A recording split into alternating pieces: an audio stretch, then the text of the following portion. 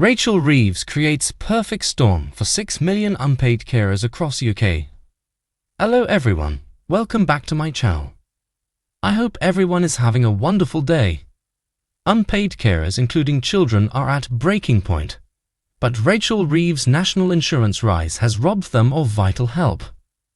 Chancellor Rachel Reeves has caused a perfect storm, threatening to destroy vital services for the UK's 6 million carers, according to a major charity. Those hit include children who find themselves caring for a disabled sibling or even a sick parent. Charity The Carers Trust is urging the Chancellor to act after warning that carers are already at breaking point. Chief Executive Kirsty McHugh said the decision to increase national insurance contributions for employers, which puts up staffing costs, would be the final straw. Organisations that help carers, many of them small and local services, are already struggling because the local councils that commission services are trying to save money. Ms. McHugh said, "Our analysis shows the need for support is greater than ever and many unpaid carers tell us they're at breaking point. Without the lifeline these services provide, they won't be able to carry on. That would spell disaster for an already creaking social care sector.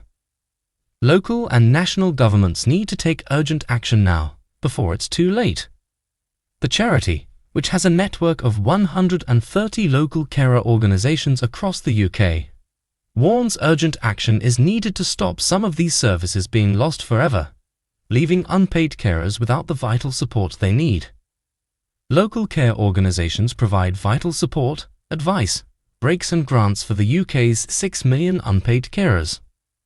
The Chancellor's decision to increase employer national insurance contributions in October's budget has ramped up financial pressure on these organisations. The change will cost them £3 million on top of a further estimated £4 million through increases to the national living wage. And new figures show they are under serious pressure even before that increase comes in.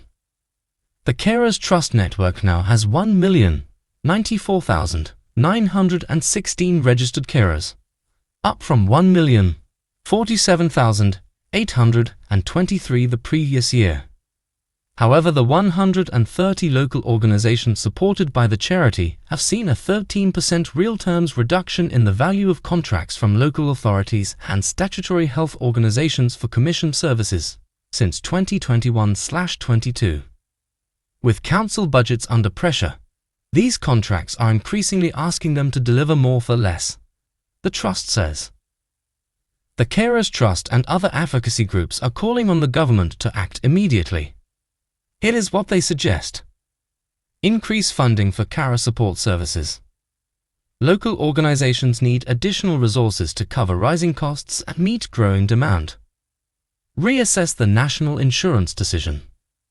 The government should consider exemptions or subsidies for care organisations to alleviate the financial burden. Introduce direct support for carers. This could include financial allowances, mental health support, and access to training programs. Voices from the front lines. Let's hear directly from those affected.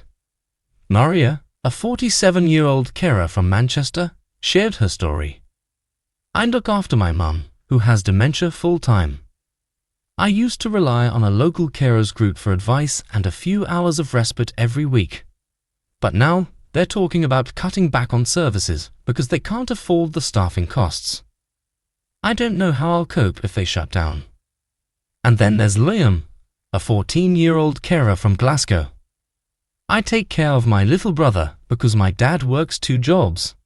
I used to go to a young carers club, but they've stopped running it. It's really hard to do everything on my own."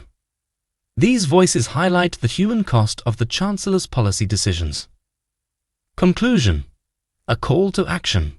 The plight of unpaid carers in the UK cannot be ignored.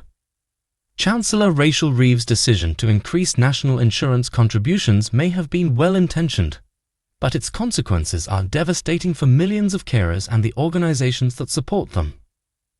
The government must act now to address this crisis. By providing additional funding, reassessing policy decisions, and ensuring direct support for carers, they can prevent the collapse of vital services and support the unsung heroes of our society. Thank you for taking the time to learn about this critical issue.